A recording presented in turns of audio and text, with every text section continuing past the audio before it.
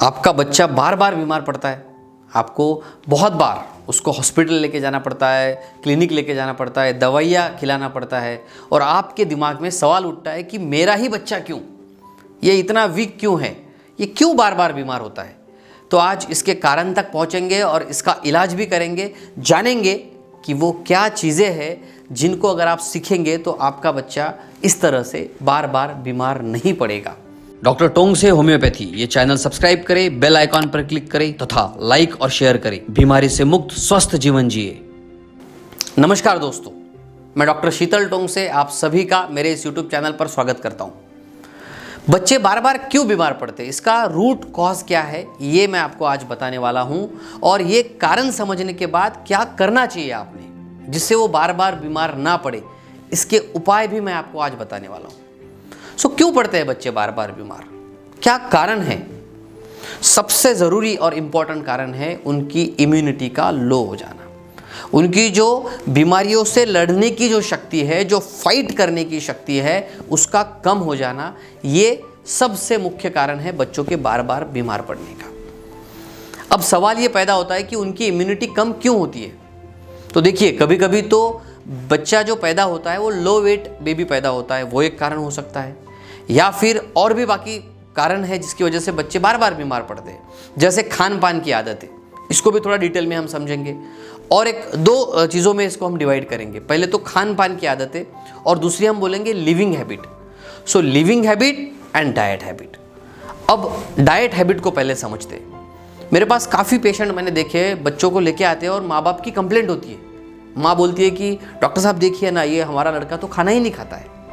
और जब मैं उनको पूरी हिस्ट्री पूछता हूँ तो पता चलता है कि वो जितना उसने खाना चाहिए उसके वेट के हिसाब से, उसकी बॉडी के हिसाब से वो बराबर खाना खाता है। कॉमनली माँ बाप को ऐसा लगता है कि बच्चे ने और खाना चाहिए। तो कहीं आप उनमें से तो नहीं है? ज़बरदस्ती तो बच्चों को नहीं खिलाते। बच्चों को ज़बरदस्ती खिला के प्यार नहीं जताना है, क्योंकि ज़बरदस्ती आप कितना भी खिलाओ उसको वो पचेगा नहीं, और अगर उसको वो नहीं पचा तो उसका डाइजेशन बिगड़ जाएगा, जिससे आगे चल के वो खाना और कम कर देगा। सो ज़बरदस्ती खिलाना नहीं है। दूसरा, आपको देखना है कि वो कितना खाना खाता है। वो बराबर अगर खाता होगा तो फिर और उसको खिलाने की कोशिश मत कीजिए। मेरा ऑब्जर्वेशन तो ऐसे है कि अगर घर में दादा दादी है या और मेंबर्स है, वो लोग भी अलग से खिलाते हैं। फिर माँ देखती है कि अरे इसने तो आज सुबह से कुछ खाया नहीं, उसको पता ही नहीं होता है कि दादा ने या दादी ने खिलाया हुआ है। वो और ज़बरदस्ती ढूंढने की कोशिश करती है, जिससे बच्चे, उनका डाइजेशन खराब हो जाता है और फिर वो खाना नहीं खाते आगे चल के। सो खान पान की ये आदत बहुत इंपॉर्टेंट है, ज़बरदस्ती खिलाना नहीं है, पक्का ध्यान में रखिए इस बात को। दूसरा, कैलकुलेट कीजिए कि सुबह से शाम तक वो क्या क्या खा रहा है, कौन कौन उसको खिलाने वाला है, घर में कितने मेंबर्स है, किसके किसके साथ बैठ के वो क्या क्या खाता है, वो एक कैलकुलेट कीजिए।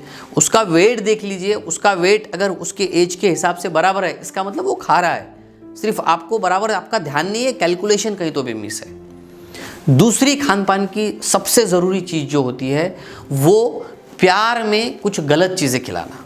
बच्चा रोता है और मांगता है, मम्मी मुझे पैकेट्स का चाहिए, मम्मी मुझे ये चाहिए वो चाहिए। एज अ पेरेंट आपकी सबसे बड़ी जिम्मेदारी है कि जो ऐसे जो फूड है जिसमें न्यूट्रिशन नहीं है, उन सभी फूड्स को बंद करना है। जैसे पैकेट के सभी खाना, जो भी पैकेट की चीज़ें हैं, जो भी होगा, वेपर्स है, जो भी है, मैगी है, कुरकुरे है, ये सब चीज़ें बंद कर दीजिए, बिल्कुल मत खिलाइए, क्योंकि इसमें ना प्रिजर्वेटिव्स भी होते हैं। सो जो चीज़ों में प्रिजर्वेटिव्स है, पैकेट को पीछे से देखना आपने, उसके अंदर अगर प्रिजर्वेटिव है तो वो सब चीज़ें बच्चों को बिल्कुल भी नहीं देना है। उसके बाद में जो चीज़ें स्टोर करके रखी हुई है काफ़ी दिनों से, उनको मत दीजिए। बिस्किट, चॉकलेट्स, ये बंद कर दीजिए। एक आध बार आपने चॉकलेट दिया, अच्छी बात है। चॉकलेट लाते वक्त आपके पास अगर बहुत पैसे है तो बहुत बड़ा चॉकलेट नहीं लाना है, छोटा चॉकलेट लेके आओ। जनरली हम क्या करते हैं, बहुत प्यार आ गया भाई बच्चे पे, तो आज मैं बहुत बड़ा वाला चॉकलेट लेके जाता हूँ। ये प्यार जताने का सही तरीका नहीं है। अगर आपको प्यार ही जताना है तो उसको फ्रूट्स खिलाने की आदत डालिए। और वो आदत आप कैसे डालेंगे, आप खुद फ्रूट्स खाइए। ड्राई फ्रूट को आप बर्नी में, ट्रांसपेरेंट बर्नियाँ लीजिए, टेबल पे रखिए, किचन में रखिए, वो दिखना चाहिए बच्चों को बार बार। उनके पोस्टर घर में लगा दीजिए ताकि बच्चे को अगर वो बार बार दिखे तो उसकी इच्छा ड्राई फ्रूट्स की तरफ बढ़े। आपके टेबल पे ना फ्रूट्स रखिए, जो भी सीजनल फ्रूट्स है, जो सीज़न में जो फल मिलता है वो टेबल पे रखिए। उसको देख के बच्चे को इच्छा होनी चाहिए वो फल खाने की, और आप भी खाइए उसके सामने। सो ड्राई फ्रूट्स खाइए, फलाहार आप कीजिए, बच्चे को भी आप आदत लगाइए ताकि वो भी ड्राई फ्रूट्स खा सके, फल खा सके। अब दूसरी बात है लिविंग हैबिट्स। लिविंग हैबिट्स में आजकल क्या हो गया, स्कूल से बच्चा आया तो पढ़ाई के लिए बैठ जाता है, आप उसको बिठा देते हो ज़बरदस्ती। आउटडोर गेम्स बंद हो गए। बच्चे ने सनलाइट में जाना ही चाहिए। फिर से सुनिए, बच्चे ने सनलाइट में जाना ही चाहिए। आपके शेड्यूल में डाल दीजिए, बच्चे ने बाहर खेलना ही चाहिए। सो आउटडोर गेम्स उसको खेलने लगाइए, उसको सनलाइट में कुछ देर उसने रहना चाहिए, इसका बंदोबस्त कीजिए। उसके बाद में छोटी छोटी चीज़ों पे अगर वो रोता है तो उसको रोने दीजिए। तुरंत वो रो रहा है आप उसको संभाल लेते हो, ऐसा नहीं होना चाहिए। रोना एक एक्सप्रेशन है। रोना, बच्चा अगर जब रोता है तो उसकी बॉडी उसके साथ होती है और वो उस खुद को एक्सप्रेस कर रहा होता है। उसने हंसना भी चाहिए, चिल्लाना भी चाहिए, रोना भी चाहिए। आप ज़रा आपके बचपन के दिन याद करो, जोर से चिल्लाते थे, हंसते थे, रोते थे। So it will consume your energy. आपके सेल्फ एक्सप्रेशन की बातें हैं, ये बच्चों ने करना चाहिए, ये मेक श्योर कीजिए। और एक ज़रूरी चीज़, टीवी के सामने बैठ के खाना मत खिलाइए, क्योंकि उसको भी पता नहीं वो कितना खा रहा है, आपको भी पता नहीं वो कितना खा रहा है। ज़बरदस्ती उसको ढूंसते जाएंगे, आपके प्रेशर की वजह से वो खा लेगा, बाद में उसको पचेगा नहीं। ये बंद कर दीजिए। अब और एक इम्पॉर्टेंट बात, मेडिकेशन के बारे में। जनरली मैंने देखा है, थोड़ा सा बुखार लगा तो माँ बाप तुरंत उसको दवाइयाँ पिलाना शुरू कर देते हैं। छोटी छोटी बीमारियों के लिए, छोटे छोटे सर्दी के लिए, थोड़ा सा बुखार सा लग रहा है, तो इन छोटी छोटी चीज़ों के लिए जितना हो सके दवाइयाँ मत दीजिए, मेडिकेशन अवॉइड कीजिए। क्योंकि दवाइयाँ क्या करती है, दवाइयाँ शरीर में जाके उसका काम करती है और शरीर को अपना काम नहीं करने देती है।